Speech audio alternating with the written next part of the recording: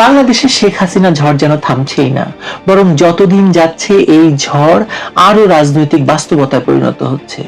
কয়েক সপ্তাহ আগেও আলোচনা ছিল শেখ হাসিনা ডিসেম্বরের দিকে দেশে ফিরবেন কি ফিরবেন না, আওয়ামী লীগের সিনিয়র নেতাদের সঙ্গে নিয়ে আদালতে আত্মসমর্পণ করবেন বা করতে দেওয়া হবে না, এবং সেই আদালতেই প্রমাণ করবেন যে তার বিরুদ্ধে সাজানো বিচার আসলেই রাজনৈতিক প্রতিশোধের বিচার। এটা ছিল শেখ হাসিনার ঘোষণা। কিন্তু এখন 5ই আগস্টকে সামনে রেখে দিল্লির ফরেন করেসপন্ডেন্ট ক্লাবের আয়োজনে তার প্রকাশ্য অংশগ্রহণের খবর নতুন প্রশ্ন তুলেছে। শেখ হাসিনা কি শুধু কথা বলবেন, নাকি ফেরার তারিখও এগিয়ে আনবেন? এই প্রশ্নটি এখন বাংলাদেশের রাজনীতির কেন্দ্রীয় প্রশ্ন। কারণ 5ই আগস্ট আর শুধু একটি তারিখ নয়, এটি এখন দুই ধরনের রাজনীতির সংঘর্ষের প্রতীক। একদিকে আছে আওয়ামী লীগের ভাষায় রাষ্ট্র দখল, সহিংসতা, ষড়যন্ত্র এবং তথাকথিত গণ অভ্যুত্থানের নামে গণতান্ত্রিক সরকার উৎখাতের স্মৃতি। অন্যদিকে জুলাই সন্ত্রাসীদের ভাষায় এটি তাদের বিজয়ের দিন। কিন্তু ইতিহাসের নির্মমতা হলো, যারা একটি দিনকে বিজয়ের দিন বানাতে চেয়েছিল, সেই দিনটি এখন তাদের জন্য আতঙ্কের দিনে পরিণত হচ্ছে। কারণ ওই দিনেই শেখ হাসিনা প্রকাশ্যে এসে যদি বলেন, আমি ডিসেম্বরের অপেক্ষা করব না, আমি আরো আগে ফিরছি, তাহলে বাংলাদেশের রাজনীতির সব হিসাব একেবারেই উল্টে পাল্টে যাবে। এখানে একটি বিষয় স্পষ্ট করা দরকার, শেখ হাসিনার দেশে ফেরা কেবল তার ব্যক্তিগত সাহসের ঘটনা নয়, এটি রাষ্ট্রীয়, সাংবিধানিক, ভূ রাজনৈতিক এবং মনস্তাত্ত্বিক ঘটনা। যাকে দেশ থেকে দিয়ে আসা হয়েছে দিল্লিতে, যার দলকে নিষিদ্ধ করা হয়েছে, যার নেতাকর্মীদের উপর হাজার হাজার মামলা দেওয়া হয়েছে, জেলের ভিতর হত্যা করা হচ্ছে, বাংলাদেশে গণহত্যা চলছে আওয়ামী লীগ নেতাকর্মীদের উপর, যার বিরুদ্ধে মৃত্যুদণ্ডের রায় দেওয়া হয়েছে, তিনি যদি বলেন আমি ফিরে আসব, তাহলে সেটি ক্ষমতাসীনদের জন্য সরাসরি চ্যালেঞ্জ। আর যদি তিনি বলেন আমি নির্দিষ্ট দিনে ফিরে আসব, তাহলে সেটি আর শুধু চ্যালেঞ্জ নয়, সেটি রাজনৈতিক যুদ্ধের নতুন অধ্যায়।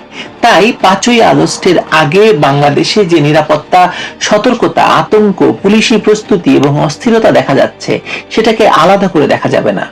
প্রশ্ন হলো, সরকার কাকে ভয় পাচ্ছে?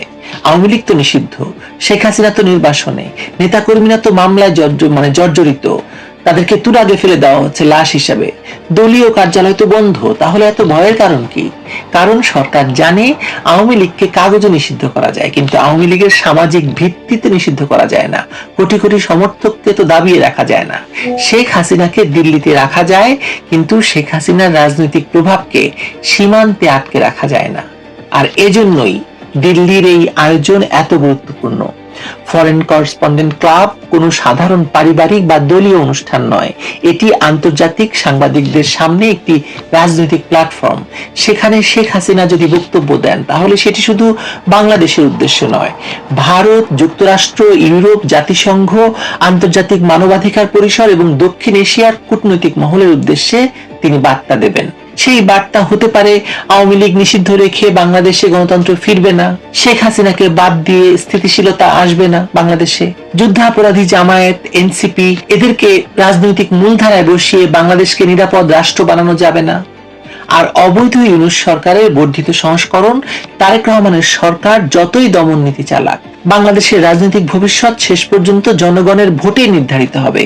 আর যে ভোটটি হয়েছে সেটি সুষ্ঠু ভোট হয়নি, কারণ আওয়ামী লীগকে রাজনীতির বাইরে রাখা হয়েছে। শেখ হাসিনা তো এসব কথাই বলবেন। যদি শেখ হাসিনা সত্যি ফেরার তারিখে গিয়ে আনার ঘোষণা দেন সেদিন, তাহলে তার তিনটি তাৎপর্য থাকবে। প্রথমত, তিনি প্রমাণ করবেন যে তিনি ভয় পাননি, বরং পাল্টা আঘাত করছেন। মৃত্যুদণ্ড, গ্রেপ্তার, বিচার, নির্বাসন, এসব দিয়ে শেখ হাসিনাকে রাজনৈতিকভাবে নিষ্ক্রিয় করার যে পরিকল্পনা ছিল, তা ব্যর্থ হয়েছে।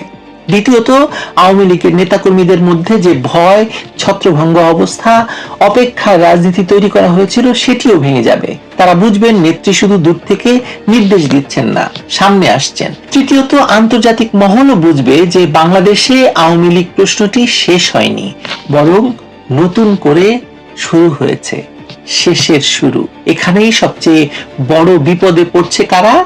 বাংলাদেশের মার্কিন লবিস্ট গোষ্ঠী, জামায়াতপন্থী আন্তর্জাতিক নেটওয়ার্ক এবং দেশীয় ক্ষমতালোভী গোষ্ঠী এবং তারেক রহমানের সরকার। সবাই ভেবেছিল যে 5ই আগস্টের পর ইতিহাস নতুন করে লেখা হবে, বঙ্গবন্ধুকে সরিয়ে ফেলা যাবে, জয় বাংলা নিশ্চিহ্ন হয়ে যাবে, 7ই মার্চ সরিয়ে ফেলা যাবে, আওয়ামী লীগকে নিষিদ্ধ করা যাবে, শেখ হাসিনাকে মৃত্যুদণ্ড দিয়ে নির্বাসনে আটকে রাখা যাবে। কিন্তু শেখ হাসিনা এখন সেই পুরো প্রজেক্টের সামনে দাঁড়িয়ে বলছেন আমি ফিরছি, আর সেই এক বাক্যে তাদের 2 বছরের বিনিয়োগ, প্রচারণা, লবিং, কূটনৈতিক চাল, মিডিয়া বয়ান, ফেসবুকে স্ট্যাটাস সব কেঁপে কেঁপে উঠছে এবং তারা আরো ভয়াবহ ভাবে দমন নিপীড়ন চালাচ্ছে। দেশে জারি করতে হচ্ছে জরুরি সতর্ক অবস্থা।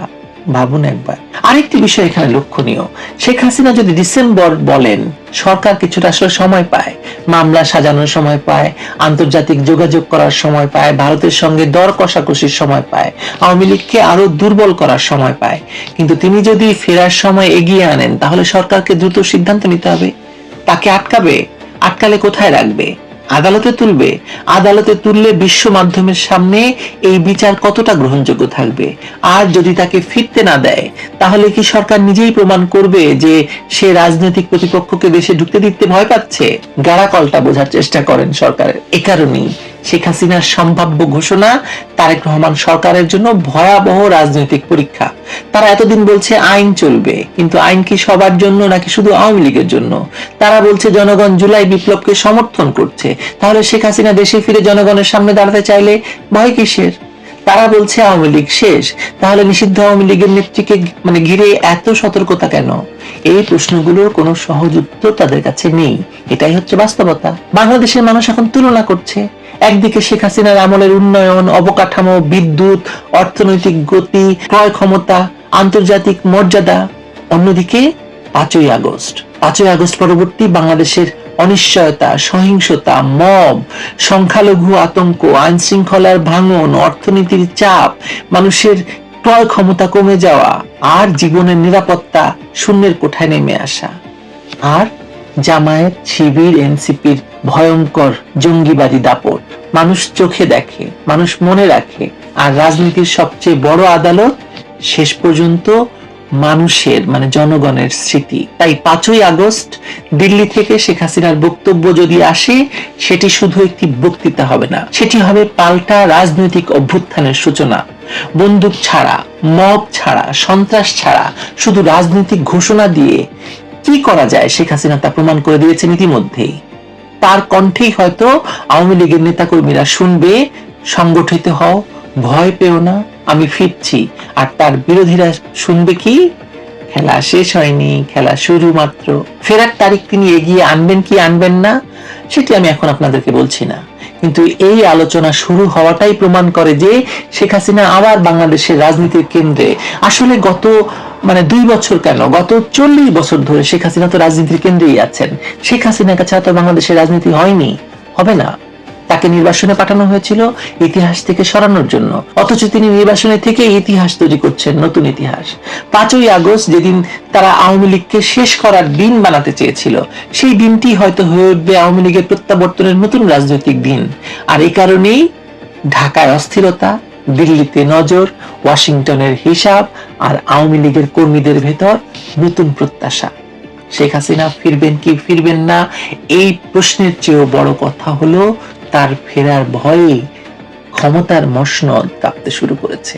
আর জুলাই সন্ত্রাসীরা এমন ভয় পেয়েছে যে তাদের কাপড় নষ্ট হয়ে যাওয়ার জোগাড়। ভালো থাকবেন সবাই, আবার ওই বিষয়ে কথা হবে আপনাদের।